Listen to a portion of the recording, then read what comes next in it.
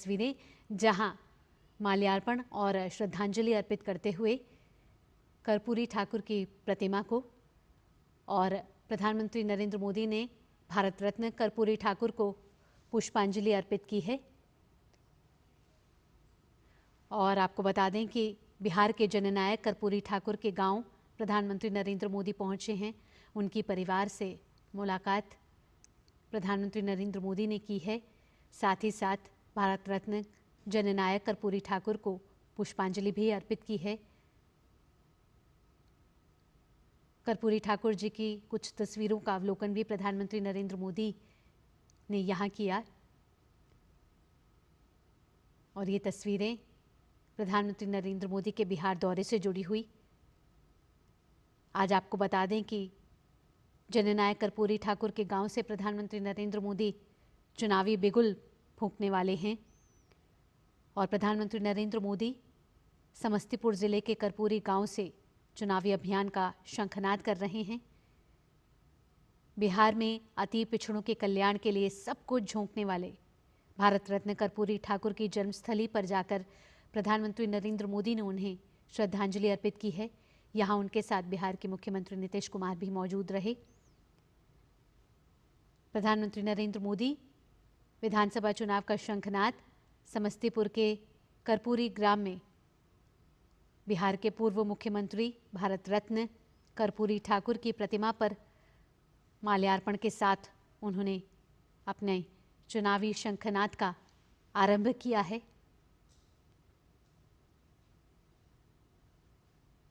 प्रधानमंत्री नरेंद्र मोदी के आज अहम कार्यक्रम हैं। प्रधानमंत्री नरेंद्र मोदी चुनाव की तारीखों का ऐलान के बाद पहली जनसभा को संबोधित भी करने वाले हैं। अब से कुछ देर बाद प्रधानमंत्री नरेंद्र मोदी समस्तीपुर में जनसभा को संबोधित करेंगे, जिसके बाद वे करीब 2 बजे बेगूसराय में भी जाएंगे। और यहाँ हमारे साथ मधुरेश बिहार से जुड़ गए हैं। मधुरेश, प्रधानमंत्री नरेंद्र मोदी का ये बिहार दौरा और कर्पूरी ठाकुर की जन्मस्थली और कर्मभूमि से चुनावी शंखनाद की शुरुआत करना कितना अहम, कितना महत्वपूर्ण? देखिए, सबसे बड़ी बात तो ये है कि कर्पूरी ठाकुर बिहार के एक ऐसे आइकन हैं जो बुजुर्ग हैं वो उनको भी कनेक्ट करते हैं, और जो यूथ हैं उनके लिए भी एक आइकन के रूप में है। क्योंकि कर्पूरी ठाकुर का स्ट्रगल, कर्पूरी ठाकुर की बातें आज भी जो युवा सुनते हैं और जो समझते हैं वो उनसे इम्प्रेस रहते हैं। तो निश्चित रूप से बिहार आना और बिहार में कर्पूरी ठाकुर के घर पर आकर के उनकी प्रतिमा पर माल्यार्पण करना प्रधानमंत्री नरेंद्र मोदी के द्वारा ये एक बेहतरीन कार्य है जो किया गया है, जो युवाओं को भी कनेक्ट करेगा, बिहार के लोगों को भी कनेक्ट करेगा। इसके साथ ही आज से प्रधानमंत्री नरेंद्र मोदी बिहार विधानसभा चुनाव के लिए प्रचार अभियान की शुरुआत कर रहे हैं। ये इससे जो एनडीए प्रत्याशी हैं पूरे जो मिथिलांचल के एनडीए प्रत्याशी हो या फिर इस पूरे प्रदेश के जितने एनडीए के प्रत्याशी हो, उनका निश्चित रूप से इससे मनोबल बढ़ेगा। इसके साथ ही एक महत्वपूर्ण बात ये भी है कि जो एनडीए प्रत्याशी हैं उनके समर्थन में कई जो बड़े जो बीजेपी के चेहरे हैं वो लगातार चुनावी सभा कर रहे हैं। लेकिन प्रधानमंत्री नरेंद्र मोदी के सिर्फ समस्तीपुर आ जाने से यहाँ के कार्यकर्ताओं का जो मनोबल है वो काफी ज्यादा बढ़ गया है। जी, साथ ही मधुरेश, कर्पूरी ठाकुर जी की जो उपलब्धियां रहीं, जो भूतपूर्व योगदान बिहार के लिए रहा, और फिर भारत सरकार ने उस उपलब्धियों को सराहा भी और फिर भारत रत्न से सम्मानित करने की घोषणा भी की। 2024 में उन्हें भारत के सर्वोच्च सम्मान भारत रत्न से नवाजा गया। और आज जब प्रधानमंत्री अपने चुनावी शंखनाद की शुरुआत कर्पूरी ठाकुर के गांव से कर रहे हैं, उनकी जन्मस्थली से कर रहे हैं, तो यहाँ से भी एक बड़ा संदेश जाता हुआ। हाँ जी, बिल्कुल, ये एक बड़ा संदेश है कि एक लंबे समय तक कर्पूरी ठाकुर जो बिहार के जननायक के रूप में इनकी पहचान होती है, पिछली सरकारों ने उन्हें कोई बड़ा सम्मान नहीं दिया, लेकिन एनडीए की सरकार ने उन्हें भारत रत्न की उपाधि दी। और उसके बाद खुद प्रधानमंत्री नरेंद्र मोदी आज उनके गांव आए हैं, उनके पैतृक निवास पर उनके परिवार के लोगों से मुलाकात की, उनसे बातचीत किया है। और इसके साथ ही जो अभी से थोड़ी देर में वो एक जनसभा को यहीं कर्पूरी ग्राम में ही संबोधित भी करेंगे। तो निश्चित रूप से ये पूरे बिहार के लिए एक बड़ा संदेश है, ये एक बड़ा विजन है कि एनडीए किस तरह जो पिछड़ चुके लोग हैं, जो पीछे छूट चुके लोग हैं उनको लेकर के किस तरीके से आगे चलने वाली है। और प्रधानमंत्री नरेंद्र मोदी का जो विजन है सबका साथ सबका विकास, ये उसी के तहत ये एक बड़े कदम के रूप में इसे देखा जा सकता है। जी जी, इसके साथ मधुरेश, प्रधानमंत्री नरेंद्र मोदी को सुनने के लिए आज सबकी निगाहें भी टिकी हुई हैं, क्योंकि कल जिस तरीके से महागठबंधन ने अपने 2 चेहरों के नाम लेकर आए हैं, मुख्यमंत्री और डिप्टी मुख्यमंत्री के तौर पर, और तेजस्वी ने कल कई बड़ी बातें कही हैं, तो आज सबकी निगाहें इसी पर हैं कि प्रधानमंत्री नरेंद्र मोदी उन सभी सवालों का जवाब इन 2 जनसभाओं से देते हुए नजर आएंगे। जी निश्चित रूप से, बिल्कुल ये आपने एक अच्छी बात कही कि एक लंबे खींचतान के बाद में जहां महागठबंधन में सीट शेयरिंग का फॉर्मूला भी तय नहीं हो सका और मान मनोबल का जो दौर था वो अब तक कल तक जारी था, नामांकन वापस लेने के आखिरी दिन तक। और इस बीच में महागठबंधन के जो शीर्ष नेता हैं वो ऑल इज वेल कहते हुए एक प्रेस कॉन्फ्रेंस करते हैं और तेजस्वी यादव को मुख्यमंत्री का चेहरा घोषित करते हैं। इसके साथ ही जो वीआईपी के संस्थापक है मुकेश सहनी, जो तेजस्वी यादव की काफी करीबी बताए जाते हैं, उनको उप मुख्यमंत्री के तौर पर प्रोजेक्ट करते हैं। तो कहीं ना कहीं ये एक तरीके से अनदेखी भी है कांग्रेस की, क्योंकि आरजेडी के बाद बिहार में विपक्ष की सबसे बड़ी पार्टी जो है वो कांग्रेस ही है। लेकिन यहाँ पर उनकी अनदेखी हुई है और निश्चित रूप से प्रधानमंत्री जब समस्तीपुर में अभी कुछ देर में लोगों को जब संबोधित करेंगे तो निश्चित रूप से जो महागठबंधन की कल प्रेस कॉन्फ्रेंस हुई है उस पर कुछ न कुछ बयान जरूर देंगे।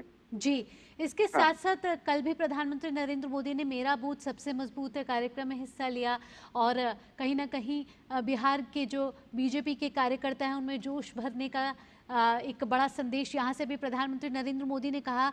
और बिहार की राजनीति और पूर्व में जो सरकारें रही हैं उसमें जो जंगल राज रहा है उस पर भी प्रधानमंत्री मोदी ने कई बड़ी बातें कही हैं। हाँ निश्चित रूप से, देखिए प्रधानमंत्री नरेंद्र मोदी का ये दूसरा संवाद था कार्यकर्ताओं के साथ ऑनलाइन, और इसमें भी उन्होंने जो लगातार प्रधानमंत्री का ये विजन रहा है कि बूथ स्तर पे जो कार्यकर्ता हैं उनको मजबूत होना है। प्रधानमंत्री लगातार ये कहते आए हैं कि बूथ स्तर के जो कार्यकर्ता हैं वो लोगों तक उन बातों को पहुंचाएं जो केंद्र की सरकार ने उनके लिए किया है, इसके साथ ही राज्य की सरकार जो उनके लिए कर रही है उन बातों को पहुंचाने के लिए वो लगातार कहते आए हैं। तो इसी के तहत कल प्रधानमंत्री ने कल मेरा बूथ सबसे मजबूत के तहत कार्यकर्ताओं के साथ संवाद किया। और आप समझिए कि कितनी बड़ी बात होती है कि जब एक कार्यकर्ता से एक शीर्ष नेता सीधे संवाद करता है तो कार्यकर्ताओं का मनोबल कितना ऊपर बढ़ जाता है। ये एक समझने की बात है कि जो एक ऑर्डर का में बैठा हुआ सबसे ऊपर का नेता है वो सबसे नीचे पायदान पर जो बूथ लेवल पे काम कर रहा है उस कार्यकर्ता से जब बात करता है तो कई चीजें खुल करके सामने आती हैं। कार्यकर्ता अपनी समस्या भी बता पाते हैं और कई सुझाव भी दे पाते हैं। और निश्चित रूप से प्रधानमंत्री नरेंद्र मोदी इन्हीं चीजों के लिए जाने भी जाते हैं कि वो टॉप टू बॉटम 1-to-1 संवाद करते हैं और निश्चित रूप से जो उसका आउटकम होता है वो तो पूरा देश देख ही रहा है। जी जी, मधुरेश आप हमारे साथ जुड़े रहिए। हमारे साथ राजेश राज भी जुड़ गए हैं। राजेश, यहाँ से हम पूछना चाहेंगे आपसे कि प्रधानमंत्री नरेंद्र मोदी की रैली पर सभी की निगाहें इस समय टिकी हुई हैं।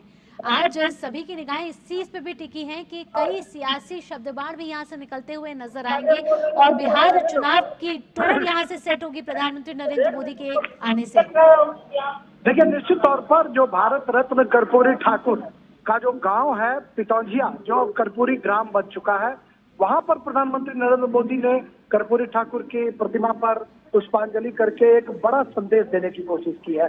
हम जानते हैं कि बिहार में अति पिछड़े वर्ग के जो मतदाता हैं उनकी तादाद बहुत बड़ी है और शायद यही वजह है कि प्रधानमंत्री ने कर्पूरी जी के गांव को चुना है और कर्पूरी जी को जो श्रद्धांजलि पेश करने के बाद वो सभा को संबोधित करेंगे।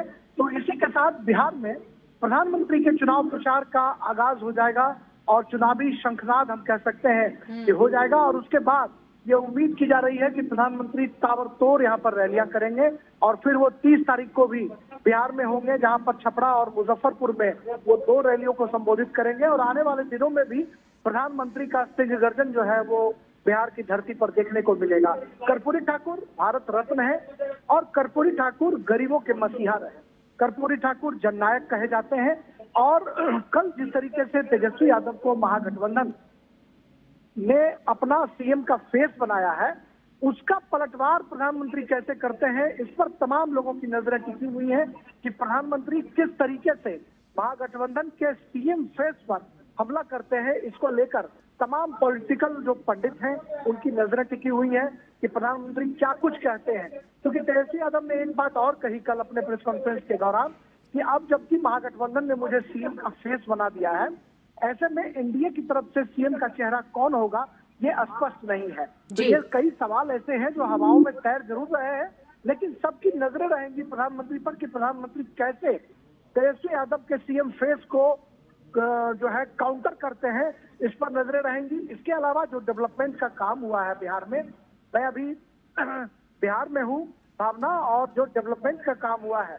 समस्तीपुर के बाद बेगूसराय प्रधानमंत्री आएंगे रैली को संबोधित करने। बेगूसराय ब्रिज का हब बन चुका है। 4 बड़े पुल नेशनल हाईवे के द्वारा, रेलवे के द्वारा बनाए गए हैं, जिसका पिछले दिनों प्रधानमंत्री ने लोकार्पण किया था। उस बार संबोधन नहीं हुआ था, इस बार प्रधानमंत्री आ रहे हैं। जो 6 लेन गंगा पर ब्रिज बना है, उस ब्रिज के लोकार्पण के बाद पीएम की ये पहली रैली होगी। निश्चित तौर पर बेगूसराय के डेवलपमेंट पर प्रधानमंत्री जरूर बोलेंगे। पूर्णिया के एयरपोर्ट का उन्होंने लोकार्पण किया था। पूर्णिया का एयरपोर्ट कैसे सीमांचल और कोसी के लोगों के लिए वरदान साबित हो रहा है, कैसे गेम चेंजर साबित हो रहा है, इस पर भी सबकी नजरें टिकी होंगी। तो बिहार में डेवलपमेंट एक बड़ा एजेंडा है और उस डेवलपमेंट के एजेंडे के एक बड़े प्रतीक के रूप में प्रधानमंत्री नरेंद्र मोदी उभर कर सामने आ रहे हैं। वह तो वो पूरे देश और अंतर्राष्ट्रीय स्तर पर डेवलपमेंट के प्रतीक है, लेकिन बिहार में भी प्रधानमंत्री नरेंद्र मोदी का सिक्का चलता है, मतदाताओं के दिलो दिमाग पर वो छाए रहते हैं।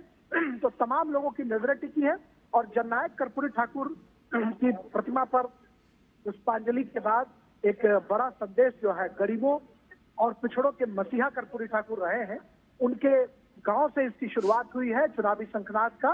तो कर्पूरी ठाकुर की जो संपूर्ण जीवन रहा है, उससे प्रधानमंत्री बहुत जो है वो प्रभावित रहे हैं। और शायद यही वजह है कि प्रधानमंत्री ने एक दिन कमेंट भी किया था कि कुछ लोग जननायक कर्पूरी ठाकुर के नाम को छीनना चाहते हैं।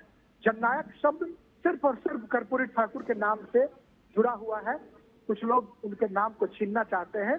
तो आप समझ सकते हैं कि प्रधानमंत्री ने जिस संजीदगी के साथ भारत रत्न जो है वो कर्पूरी ठाकुर को देने का काम किया भारत सरकार ने, उसी तरह उनके नाम के आगे जो जननायक शब्द जुड़ा हुआ है उसको लेकर भी प्रधानमंत्री संजीदा दिखते हैं। और शायद यही वजह है कि कर्पूरी ठाकुर को नमन करने, अकीदत पेश करने, उन्हें श्रद्धांजलि देने के लिए उनके वो गांव पहुंचे हैं। कर्पूरी ठाकुर एक बड़े नेता रहे हैं, एक मुख्यमंत्री नहीं, सामान्य लोगों की आकांक्षाओं का कर्पूरी ठाकुर प्रतीक रहे हैं।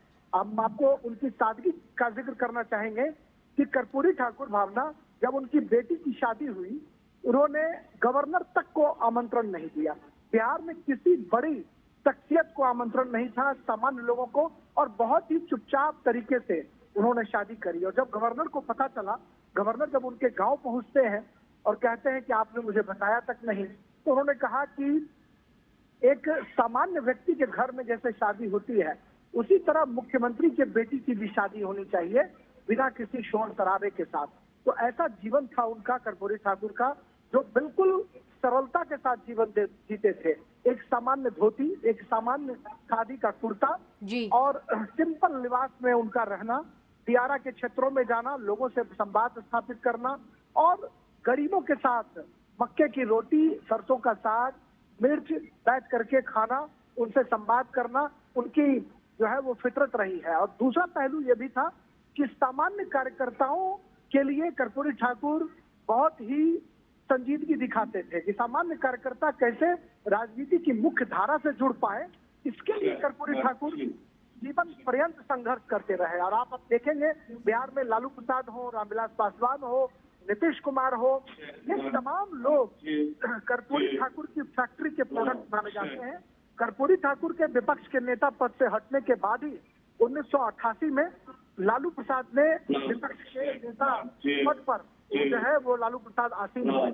तो कर्पूरी ठाकुर की विरासत पर भले ही अनेक तरह के लोगों का जो है वो दावा होता हो, लेकिन सामान्य जो कार्यकर्ता है वो अपने आप को कर्पूरी जी के साथ एसोसिएट करते हैं और कर्पूरी ठाकुर बनने की ललक, बनने की प्रेरणा जो है वो सामान्य कार्यकर्ताओं में दिखाई पड़ती है। ऐसे दौर में बिहार में जब सियासत में कहा जाता है कि हम कुबेरों की बहार है, कहा जाता है कि जो पैसे वाले लोग हैं वो आ जाते हैं, ऐसे में सामान्य कार्यकर्ताओं में एक उम्मीद की किरण जगाना, हम कह सकते हैं कि कर्पूरी ठाकुर के संपूर्ण जीवन और संपूर्ण व्यक्तित्व को परिलक्षित करता है कि कर्पूरी जी से प्रेरणा लेकर आज की पीढ़ी कैसे उनकी विरासत को आगे बढ़ाने की कोशिश कर रही है। बिल्कुल, इसके साथ साथ जहां कर्पूरी ठाकुर को तो आज नमन किया ही जा रहा है, मधुरेश, यहाँ मैं आपसे जानना चाहूंगी कि आज जब प्रधानमंत्री नरेंद्र मोदी बिहार से चुनावी टोन सेट करने वाले हैं, तो विपक्ष को किस तरीके से यहाँ घेरते हुए प्रधानमंत्री नजर आ सकते हैं? क्योंकि बिहार के चुनावी समर में उतरने के साथ ही प्रधानमंत्री मोदी कई मुद्दों को लेकर भी आज विपक्ष पे वार कर सकते हैं।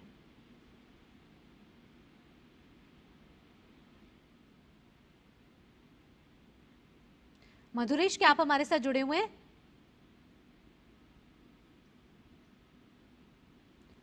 राजेश, यहाँ मैं आप ही से पूछना चाहूंगी, क्या बात हम बदलते बिहार की भी कर रहे हैं, बात हम बिहार के विकास की भी कर रहे हैं, साथ ही बात हम उसकी भी कर रहे हैं कि बिहार से जो माइग्रेशन हो रहा था, जो बिहार के खुद के मिट्टी के पर जन्मे वो लोग हैं, बिहारी वासी, वो जो माइग्रेशन कर रहे थे वो भी कहीं ना कहीं अब बदलते बिहार के साथ रिवर्स माइग्रेशन होता हुआ नजर आ रहा है। अब जब प्रधानमंत्री नरेंद्र मोदी बिहार में टोन सेट करने वाले हैं चुनाव की, ऐसे में जब कल हमने देखा कि महागठबंधन से कई बड़े सवाल यहां से किए गए, आज प्रधानमंत्री नरेंद्र मोदी विपक्ष के उन्हीं सवालों के जवाब विपक्ष पर वार करते हुए नजर आएंगे। बिल्कुल भावना, मैंने आपको पहले भी बताया कि कल सीएम फेस के रूप में महागठबंधन ने तेजस्वी यादव को प्रोजेक्ट किया है। राजस्थान के पूर्व मुख्यमंत्री अशोक गहलोत ने पटना में एक प्रेस कॉन्फ्रेंस के दौरान तेजस्वी यादव को महागठबंधन का नेता बताया और मुकेश सहनी को उन्होंने डिप्टी सीएम का उम्मीदवार जो है वो घोषित किया है। लेकिन तेजस्वी यादव या फिर मुकेश सहनी के लिए राहें बहुत आसान नहीं है, क्योंकि जो लेफ्ट पार्टियां हैं या कांग्रेस पार्टियां हैं वह भी चाहेंगी कि डिप्टी सीएम पद पर वो आसीन हो। तो कहीं ना कहीं जिस तरीके से तेजस्वी यादव ने एक के बाद एक बीजेपी पर आक्रमण किए हैं, ये जरूर कहा जा सकता है कि प्रधानमंत्री निश्चित तौर पर उसका पलटवार करेंगे और तेजस्वी यादव के सीएम फेस पर भी एक सवाल खड़ा होगा, क्योंकि एक धुंध की स्थिति थी, एक धुंधली तस्वीर सामने आ रही थी कि महागठबंधन में जो नेता का पद है वो किसको जाएगा, क्योंकि कांग्रेस कुछ बोल नहीं रही थी। राहुल गांधी लगातार ये सवाल कर रहे थे कि राहुल गांधी से जब पत्रकार पूछ रहे थे कि महागठबंधन का नेता कौन होगा, तो वो चुप्पी साध लेते थे। लेकिन वो धुंध की स्थिति खत्म हो गई है और प्रधानमंत्री निश्चित तौर पर सिलसिलेवार तरीके से एक एक कर वो विपक्ष के सवालों का जरूर जवाब देंगे। भ्रष्टाचार पर निश्चित तौर पर उनका आक्रमण होगा, जंगल राज पर आक्रमण होगा, जो बिहार में अब तक 20 साल पहले जो पूर्ववर्ती सरकार रही है राष्ट्रीय जनता दल की, उसके कामकाज पर भी वो निश्चित तौर पर आक्रामक होंगे। और कहीं ना कहीं बिहार में जो उन्होंने व्यापक काम किया है, अगर हम देखें तो बेगूसराय के रिफाइनरी का उन्होंने जीर्णोद्धार किया, फर्टिलाइजर जो बंद हो गया था फर्टिलाइजर का उन्होंने जीर्णोद्धार किया। इसके अलावा अगर हम बात करें तो एनटीपीसी जो है वो बेगूसराय में लगाया गया, पहले बरौनी थर्मल पावर कॉर्पोरेशन था, उसको एनटीपीसी में कन्वर्ट किया गया। सुधा डेयरी यहाँ पर है और छोटे बड़े यहाँ पर 50 उद्योग हैं बेगूसराय में। और बेगूसराय कनेक्टिविटी के मोर्चे पर पूरी तौर पर फेल था, जहाँ पर 6 लेन ब्रिज जो है गंगा पर बनाकर प्रधानमंत्री उसका लोकार्पण करने के लिए सितंबर में आए थे और उस समय वो संबोधन नहीं कर पाए थे बेगूसराय की जनता को। मुझे लगता है कि उस कसर को भी वो पूरा करने के लिए आ रहे हैं। और जो सबसे महत्वपूर्ण बात है वो ये कि प्रधानमंत्री नरेंद्र मोदी आज छठ पूजा के ठीक पहले बेगूसराय आ रहे हैं, जहां पर वो छठवर्तियों से मिलेंगे। जो खबरें मिल रही हैं, भारतीय जनता पार्टी के जो कार्यकर्ता हैं वो जानकारी दे रहे हैं कि वो छठवर्तियों से मिलेंगे, उनकी पूजा अर्चना के लिए उन्हें सूप प्रदान करेंगे। तो ये देखना होगा कि प्रधानमंत्री जब मिलेंगे तो क्या कुछ नजारा होता है। बड़ी तादाद में बेगूसराय की सभा में जीविका दीदी जो है यहाँ पहुंची है, जिन्हें उनके अकाउंट में 50,000 रुपए, 5 महीने की जो किस्त है 10,000 रुपए की, वो 5 महीने का भुगतान जो है उनके खाते में आ चुका है। तो कहीं ना कहीं जीविका दीदी बड़ी तादाद में आई है पीएम मोदी को सुनने के लिए। पीएम मोदी जीविका दीदी को भी एड्रेस करेंगे।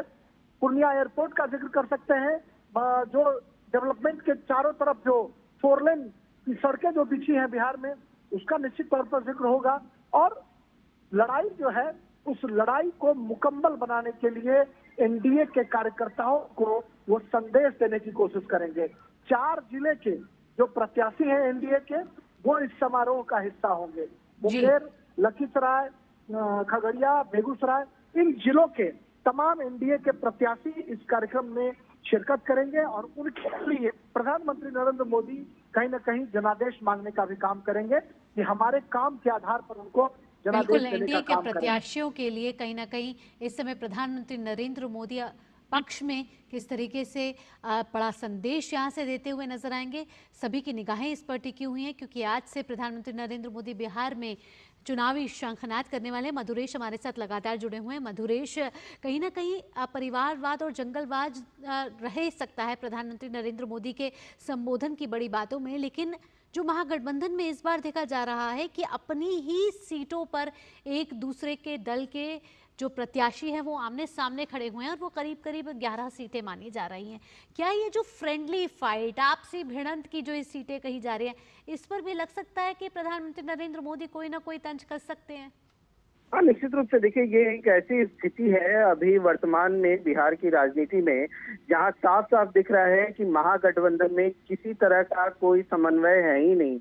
ना सीट शेयरिंग का फॉर्मूला ये तय कर सके एक तय समय पर, ना ये अपने उम्मीदवार समन्वय के साथ में उतार सके। तो निश्चित रूप से प्रधानमंत्री नरेंद्र मोदी जब अभी से कुछ देर में समस्तीपुर में लोगों को संबोधित करेंगे, जनता को संबोधित करेंगे, तो इस बात को भी वो निश्चित रूप से रखेंगे। इसके साथ ही जो पिछले 2 दशक से बिहार में एनडीए की सरकार रही है, इस दौरान जो विकास की बयार बही है, जिस तरीके से बिहार में जो विकास तेजी से हुआ है, उसको भी निश्चित रूप से रखेंगे। इसके साथ ही जिस तरीके से जो ये पूरा इलाका है, समस्तीपुर का इलाका हो चाहे मुजफ्फरपुर का इलाका हो, इसका विकास काफी बेहतरीन हुआ है। इंडस्ट्रीज लगे हैं, मुजफ्फरपुर में कई इंडस्ट्रीज लगी है, जिससे रिवर्स माइग्रेशन हुआ है। एक समय था जब बिहार से बड़ी संख्या में लोग रोजगार की तलाश में दूसरे राज्यों में जाते थे। आज एक वक्त आ गया है जब लोग दूसरे राज्यों में जा चुके हैं, वो लौट करके वापस बिहार आ रहे हैं। यहाँ उनको उनके घर में काम मिल रहा है। तो निश्चित रूप से जब प्रधानमंत्री आज लोगों को संबोधित करेंगे तो इन बातों का भी जिक्र निश्चित रूप से करेंगे कि किस तरीके से पिछले 2 दशक में बिहार का विकास हुआ है, किस तरीके से सड़कों का विकास हुआ है, किस तरीके से